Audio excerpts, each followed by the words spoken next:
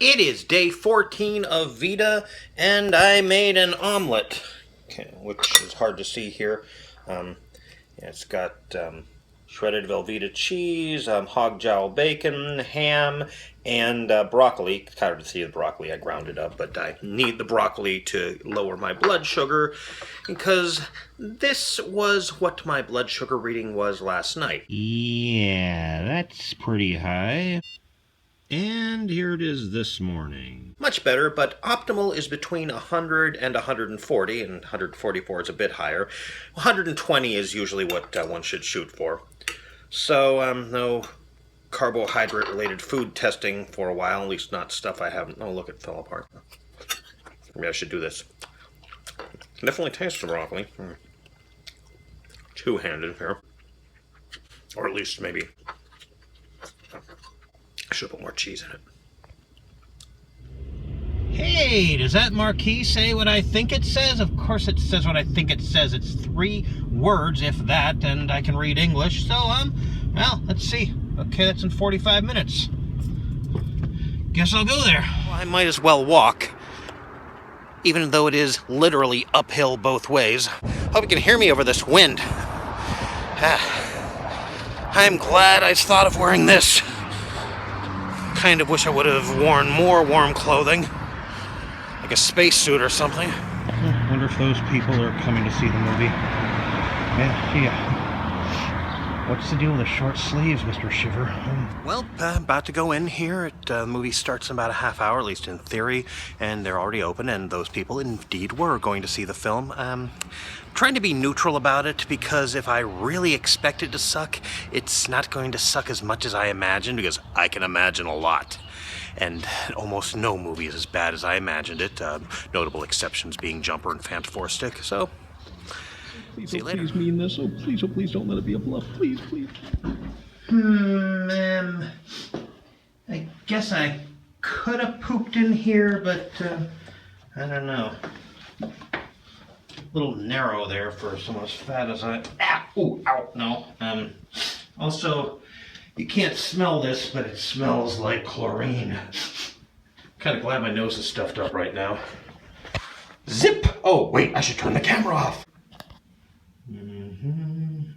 4 white pants on pants.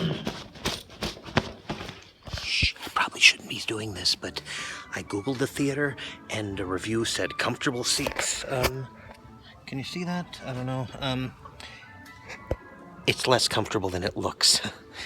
That's why I'm sitting next to the aisle seat instead of in the aisle seat. And I can't sit in the middle of the theater like I can because there's a carpet there. Can you hear that? Sticky floor. Oh, there is one other thing I want to say before I see the movie.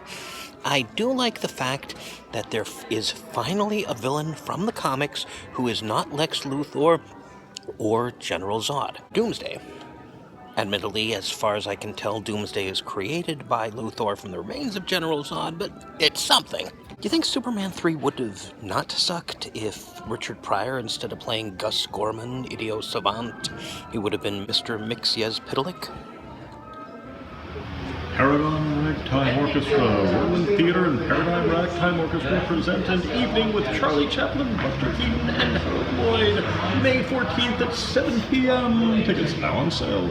Yeah, same here. I kind of think maybe I wasted my last free pass. Okay, I think I'll wait till I get home before I give you my full impressions. One interesting thing, though, there's only one trailer, which may well be because it was in a small independent theater that probably doesn't have to make a profit since it's a national historical monument thing. And the trailer was for Captain America Civil War, and it was the earlier trailer, the one without Spidey. You all know that, right? I didn't need to have a spoiler warning before that, did I?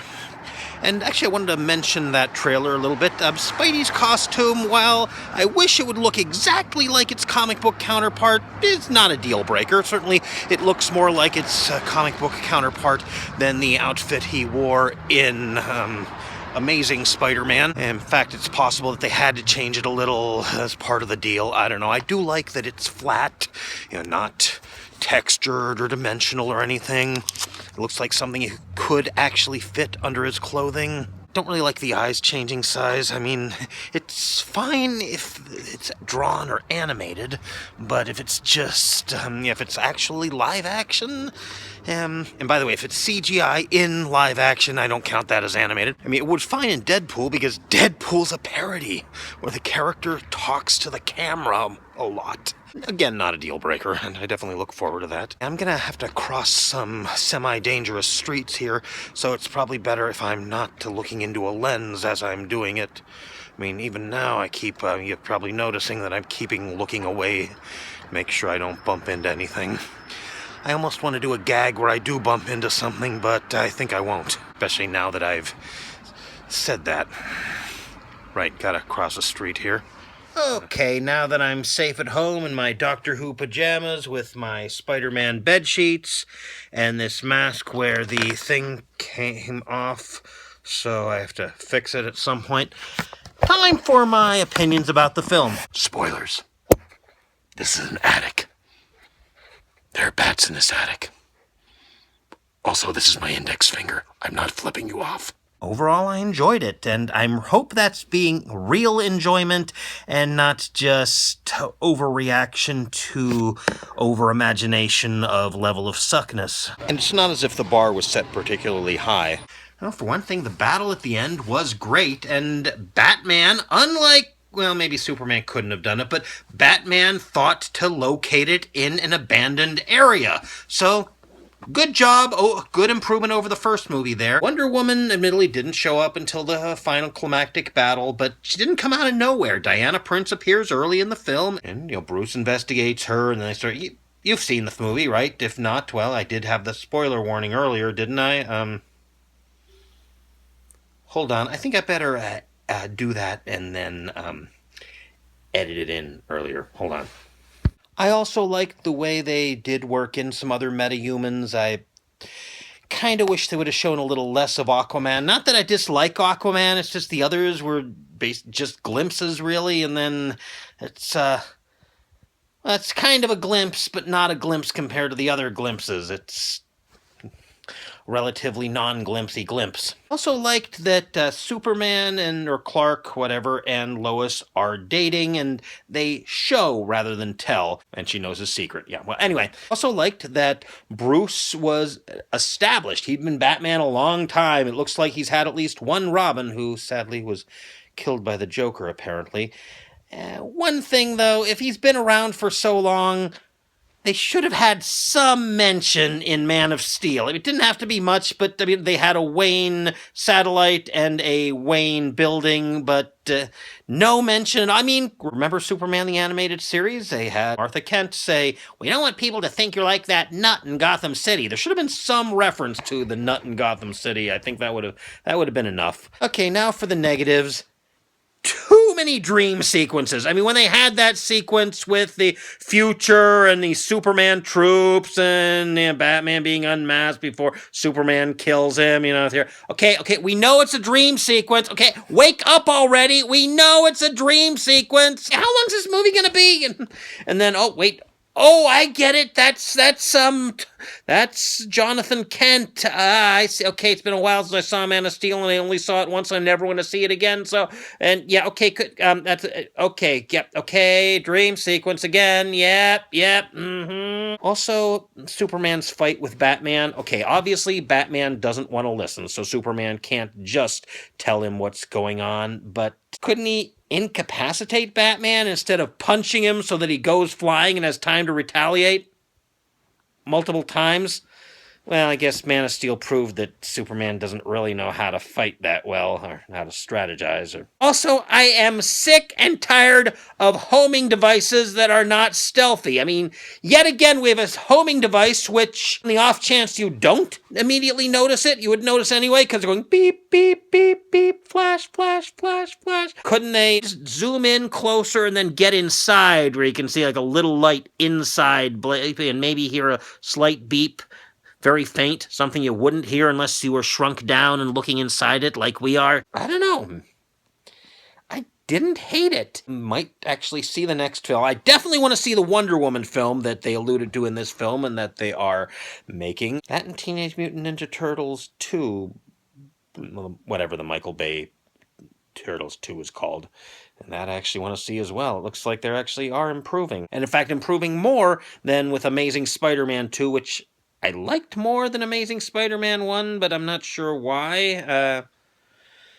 Well, I kind of liked that they had the Rhino not as the focus, but just as a villain he fights. And if they'd made Amazing Spider-Man 3, it would have been great if it would have started just where 2 left off, and with Spidey fighting and eventually defeating the Rhino. Well, hey, Captain America Winter Soldier, he fights Batro the Leaper early on, but he's not the villain around whom the film is based. And they should do that more. Have some villains who can't carry an entire movie, but deserve more than to just be teamed up with another villain, and have them be a subplot for a little bit of the film. Have them fight them early on, or maybe in the middle, and then defeat them, something to keep them busy. Did I actually enjoy it, or was it just that it sucked less than I expected? And it's not as if the bar was set particularly high. Did I already use this clip? Oh, one other thing. Sometimes I couldn't hear the dialogue. I'm not sure if that was the film, or the theater's sound system, or maybe the fact that I was sitting maybe too far from the speakers. They did have a Dolby surround set up, but I wasn't sitting as speaker-centric as I would in another theater. But I was just below the balcony where the people, it seemed like, were constantly chattering. Not enough that I could hear what they were chattering about, but enough that sometimes I couldn't wait. Are people talking in the background of the film? Or is it... Why are you talking? Watch the damn movie! Sorry. Also, I don't know, about half the time I liked Lex and half the time I didn't. I'm not sure why. Maybe it's because he was an interesting villain, but he wasn't Lex Luthor. Oh boy. I did like the way they shaved him bald at the end. Nice in-joke there. That, and you notice in the Nicholson building or something. Nicholson something. A few other things here and there. Oh, also the opening credits, I guess I blinked or looked at the wrong thing or something. It said Superman created by Jerry Siegel and Joe Shuster. And said, oh yeah, that's right. Weren't they? I heard some rumor that Bill Finger was also going to get some credit for creating Batman or co-creating Batman or something. But oh, that was probably just before the Siegel and Shuster credit, and I missed it. Damn. Oh, and one thing I'm ashamed of. I thought Mercy was played by Anna Akana. I'm a racist! No! It also got kind of annoying that all too often, Superman shows up, and instead of just, landing or saving saving people, everybody's first there. Oh yeah, worship me. I'm Superman. I'm pretty great. Yeah. Now that last bite had too much cheese in it. Same with this. Well, kind of hard to do things evenly in an omelet when you're worried that the eggs will cook all the way through. I'm making this at home, so I don't need to worry about that. Nobody's going to sue me but me.